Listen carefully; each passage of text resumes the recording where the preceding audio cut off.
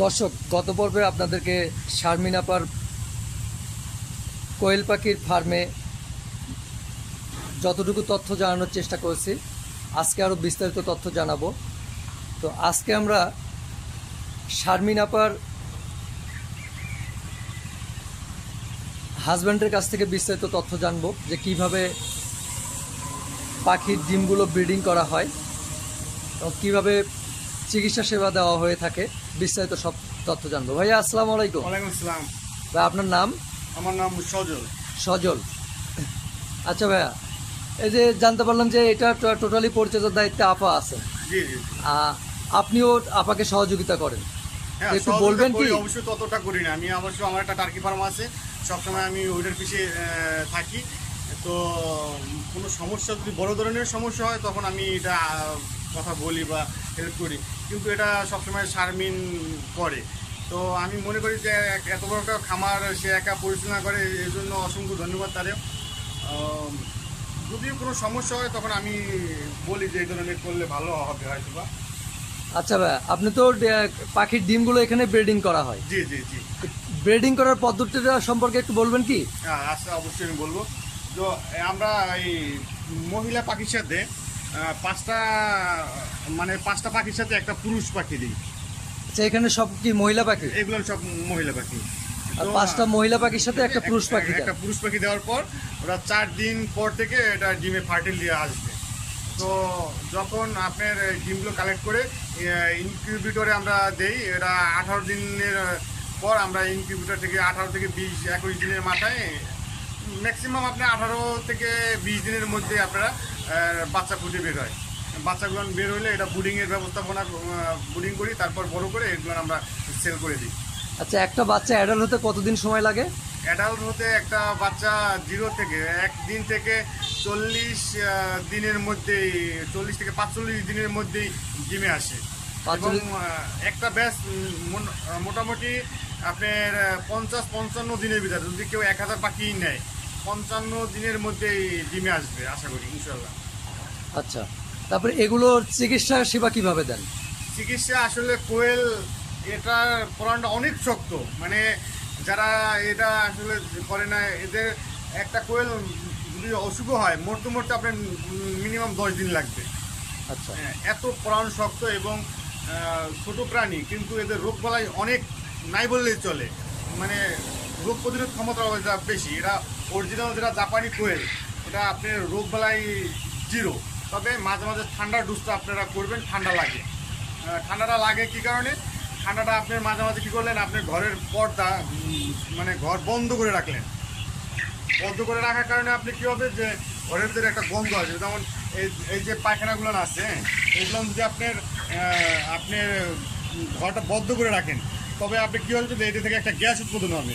তো গ্যাস উৎপাদন হলে আপনি কী করবেন যে এই গ্যাসের কারণে একটা অ্যামোনিয়া গ্যাস, ওই গ্যাসের কারণে আপনার হবে যে ঠান্ডাটা লাগবে। তো ওই ঠান্ডাটা লাগলে আপনি কী হবে, পাখি বেশি একটা খাবে না, চোখ বন্ধ করে রাখবে, একটু কেমন একটা ডিমও যেমন খাবে না, সে আস্তে আস্তে কী হবে, দুর্বল হয়ে যাবে। দুর্বল হয়ে গেলে এখানে এক থোপে আমার 50টা পাখি, এই 50টা পাখি যে খাইবে না, দুর্বল হয়ে যাবে, ওরা কী করবে, আস্তে আস্তে ঠুকরাইবে, ঠুকরে দুর্বল করে ওটা মারে ফেলাইবে। তো এক্ষেত্রে আপনার যে ঘরটা বন্ধ করার আগে অবশ্যই ঘরের ভিতরে অ্যামোনিয়া গ্যাস আছে কিনা, হবে কিনা, বা একটু ফাঁক লাগলেন, এই ধরনের করে রাখলে অবশ্যই ভালো হবে, না আপনার পরবর্তী সমস্যা আসতে পারে। আচ্ছা, কিভাবে বোঝেন যে একটা পাখি অসুস্থ হয়েছে? ধরেন একটা পাখি যখন খাইতেছে না, চোখ বন্ধ করে রয়েছে, আপনার একই জায়গায় বসে আছে, আপনার বেশি একটা লড়াচড়া করতেছে না, তখন বুঝতে হবে যে পাখিটার যে কোনো একটা সমস্যা আছে। তখন আপনারা কী করে ওই জায়গা থেকে উদ্ধার করে খাঁচার ভিতর থেকে আলাদা খাঁচায় নিয়ে ট্রিটমেন্ট করতে হবে আপনার। আচ্ছা, সেটা আলাদা করে রাখতে হবে? জি জি। মানে এক জায়গায় থাকলে সে ওই পাখির থেকে আরেকটা পাখি ছড়ায় যাবে? হ্যাঁ, আপনার এমনকি একটা বড় ধরনের রোগ লাগলে একটা পাখি অসুস্থ, ওটা থেকে আপনার অন্য পাখিগুলো এফেক্ট করতে পারে। সেই কারণে আপনারা সরাই রেখে ওটা ট্রিটমেন্ট করে আবার পুনরায় ওই জায়গায় আর একটা পাখি দিয়ে দেবেন। আচ্ছা, এই ক্ষেত্রে কি কোনো পশু চিকিৎসকের শরণাপন্ন হন? আসলে আমি পশু চিকিৎসকের শরণাপন্ন হই না, তারপরও ওই ধরনের সমস্যা নাই। আমি মাঝে মাঝে ঠান্ডার ওষুধ খাওয়াই, যেমন টাইলোপেট প্লাস, কলকফ, এই ধরনের ওষুধ খাওয়াই। এই টাইলোপেট প্লাসটা মাসে আমি একবার দিই। যে কি কি রোগ হয় পাখির সাধারণত? পাখির ম্যাক্সিমাম এই কোয়েলের ঠান্ডা রোগটাই বড় রোগ, তাছাড়া অন্য অন্য রোগ আসতে পারে। যেমন আপনারা রানীর ক্ষেত্রে ভ্যাকসিন করাই রাখবেন, সমস্যা নেই, 45 দিন বা 50 দিনের ভিতরে রানীর ক্ষেত্রে ভ্যাকসিন আমি করি। তাছাড়া নিয়মিত আপনার ভিটামিন। আচ্ছা ভাই, এই যে পাখির ভিটামিন সম্পর্কে কিছু বলবেন? পাখিকে অবশ্যই, এত একটা ছোটো পাখি, আপনি যদি একটু ভিটামিন না দেন তাহলে আপনি পাখিটা কীভাবে ধীরে ধীরে শুকাই দেবে। এটা কি ভিটামিন দেন? আমি বলতেছি আপনার পাখিটার অবশ্যই আমরা ডেইলি শিডিউল অনুযায়ী আমি ভিটামিন দিই। আমি প্রথম 3 দিন সকালে আপনার ইসেলের কাজটা হলো, ইসেল সে ডিম তৈরি করে পাখির ভিতরে, এই ডিমগুলো তৈরি করে। আপনার একটা পাখি ডেইলি একটা ডিম দিতেছে, সে যদি বেশি পরিমাণে যদি আপনার ভিটামিন না দেওয়া হয়, মোটামুটি একটা ভিটামিন না দেন, তাহলে আপনার এই ডিমটা ছোটোই আসবে। দেখেন একই জায়গায় ডিম, এটা দেখেন কত বড় আর এটা দেখেন কত ছোট। তো কি একটা পাখিতে ভিটামিন আছে বেশি আছে, একটা ভিটামিন কম। তো এক্ষেত্রে আপনারা ভিটামিন দিতে পারেন। আমি WS ভিটামিন দেই, মাল্টিভিটামিন, ইসেল দেই, জিঙ্ক দেই, ক্যালসিয়াম দেই। তবে এটা আপনারা কীভাবে কী দেবেন অবশ্যই এটা আপনাদের বলে দেওয়া হবে। ক্যালসিয়াম আপনারা আবার ভিটামিন একটা বেশি দিলেও একটা সমস্যা আছে। এখন যেমন গরমের সিজন, এখন বেশি ভিটামিন দেবেন না আপনারা। যারা দেখতেছেন এই ভিডিওটা অবশ্যই এ ব্যাপারে সাবধান থাকবেন যে বেশি ভিটামিন দিলে আপনার পাখির পাতলা পায়খানা আসতে পারে, আর পাতলা পায়খানা আসলে আপনার পাখির শরীর থেকে ভিটামিন শক্তিটা চলে গেলে আপনি ডিম পাড়া বন্ধ করে দেবেন। আচ্ছা, ভিটামিন এই ডিম বাচ্চাদেরকে কি উপকারে আসে? এটা বৈজ্ঞানিকভাবে পরীক্ষিত। এটা আপনার সাধারণ যে ছোটো একটা ডিম আছে, মানে মুরগির ডিম বলেন, সে ডিমের ডাবল ভিটামিন। এতে ক্যালসিয়াম, প্রোটিন, আয়রনের পরিমাণ বেশি, এবং এরা বাচ্চাদের জন্য, বিশেষ করে বাচ্চাদের জন্য এটা বেশি কাজ করে, এবং যাদের হাড়ের সমস্যা, হাড় দুর্বল, এদের জন্য ভালো কাজ করে, এবং ডিমের প্রোটিন বেশি, ফ্যাট কম। আপনার ভিটামিন দিই। আচ্ছা ভাই, তারপরে দরজায় দেখলাম যে বাইরে স্যান্ডেল নিয়ে ঢোকেন না, কেন? এটার সুবিধা অসুবিধাটা কি? না, আসলে কি যাতে রোগ জীবাণু না আসতে পারে এর জন্য ঘরের স্যান্ডেল ঘরে, মানে ফার্মের স্যান্ডেল ফার্মে থাকবে, ফার্মের বাইরের স্যান্ডেল বাইরে, এবং অপরিচিত লোকও ফার্মে ঢুকতে দেওয়া ঠিক না। তারপরে আপনারা আসছেন মেহমান হিসাবে। আচ্ছা, তারপরে এই যে পাখির যে ডিমগুলো ফুটানো হয়, এগুলো ফুটানোর পদ্ধতিটা সম্পর্কে একটু বলবেন? এগুলো ফুটানোর পদ্ধতি হলো, আমরা যখন ডিমগুলো কালেক্ট করে বাছাই করি যে কোনটা, দেখেন এখানে একই ডিম, আপনি একটা ছোট একটা বড়, দেখেন এটা কত বড়, এটা আপনি কুসুম কিন্তু 2টা, আর এটা কুসুম কিন্তু একটা, এটাও একটা। কিভাবে বোঝেন যে এর মধ্যে? এই যে এটা আপনি দেখলেই বোঝা যায়, যে আমি বুঝতে পারি, অনেকেই বুঝতে পারে। তো এই ডিমটা আপনার ফুটবে না কিন্তু। কেন ফুটবে না? না, এটা ফুটবে না। ফুটবে না কেন? তার ফুটবে না, এটা ফুটে না, 2 কুসুমের ডিম ফুটে না। 2 কুসুমের ডিম ফোটে না? ফুটে না, নষ্ট হয়ে যায়। এটা বুঝলেন কিভাবে একটু বলবেন? না, আপনি এটা ভাঙেন না, আমি তো বললাম যে এটা 2 কুসুম, মানে ভাঙে দেখেন, আপনি যাচাই করেন। হ্যাঁ, আর এটা প্লেট আনো, একটা প্লেট আনো, আমি আপনার 2 কুসুম ডিম যেগুলো, সেগুলো ফোটে না? না না, 2 কুসুমের ডিম ফুটে না, এটা দেখেন আমি 2 কুসুম, আমি ভাঙে দেখাইতেছি।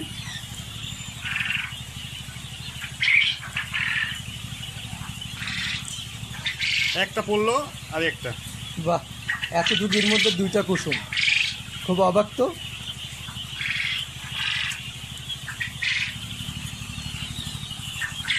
আচ্ছা ভাই, তাহলে এই যে ডিমগুলো, এগুলো কিভাবে ব্রিডিং করেন? মানে আর একটা পাখির নিচে দেন? না, আমরা একটা খাঁচার ভিতরে 20টা বা 25টা 30টা এরকম পাখি, 25টা পাখির সাথে 5টা পুরুষ পাখি।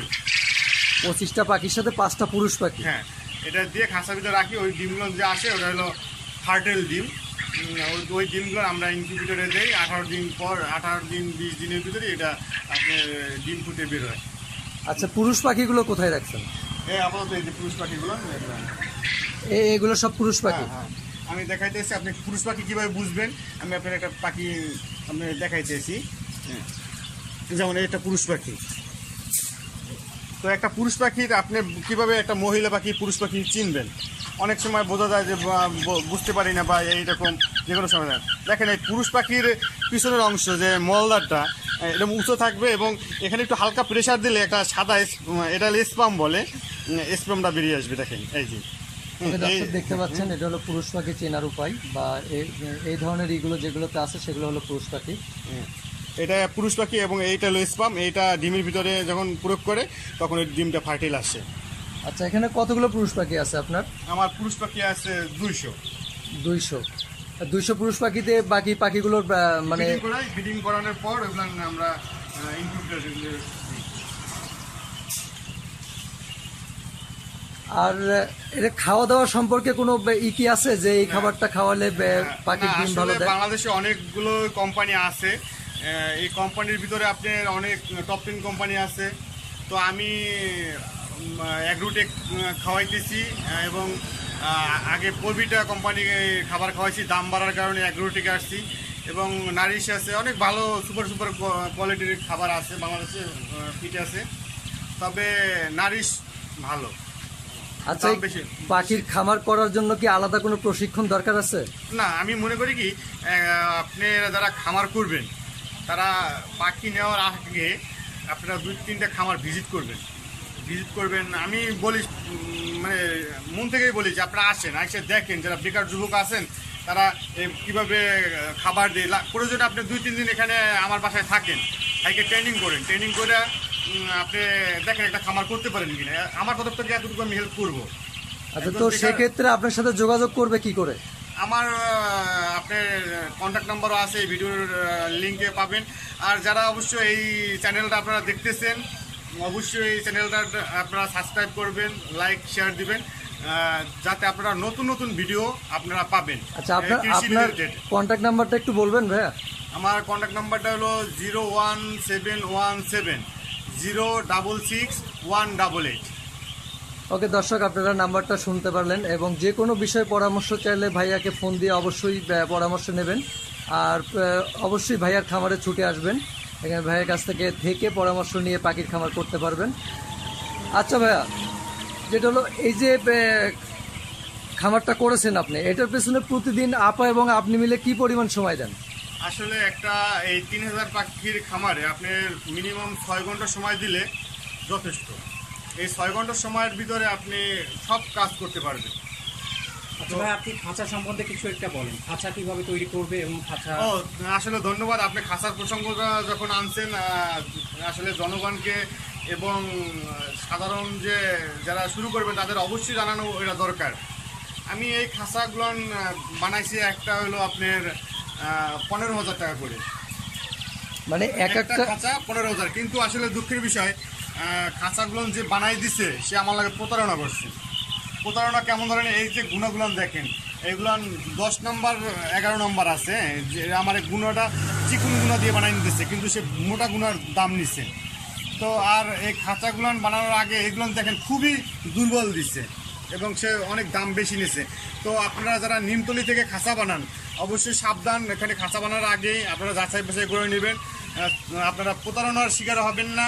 প্রয়োজনে 10 জায়গায় করবেন। আমি অবশ্য গাজীপুর থেকে একটা খাঁচা বানাইছি, গাজীপুর চৌরাস্তা থেকে একটা খাঁচা বানাইছি, অনেক ভালো, কোয়ালিটিও ভালো, আপনার পায়খানার ট্রেগুলোও অনেক ভালো, আপনার এই খাবার ট্রেগুলোও অনেক ভালো, এবং ও পাখিগুলো আপনার বেশি একটা পাখনা নিচে পড়ে না। আর এই পাখিগুলো আপনার পাখনা নিচে পড়ে ম্যাক্সিমাম প্রায় মাঝে মাঝে মারা যায়। তো যদি আপনার একটা খামারে একটা পাখি মারা যায় অনেক খারাপ লাগে। এক্ষেত্রে আপনারা এই খাঁচা বানানোর আগে একটু নিচে ফলো করেন, যাতে একটু নিচে ঘন হয়, এই নিচের শাড়িগুলো একটু ঘন হয়, এটা আপনারা অবশ্যই খেয়াল রাখবেন। আচ্ছা, এই যে দেখতে পাচ্ছি যে খাঁচাগুলো একটু কার্ভ করে দিয়েছেন, এগুলো কেন দিয়েছেন?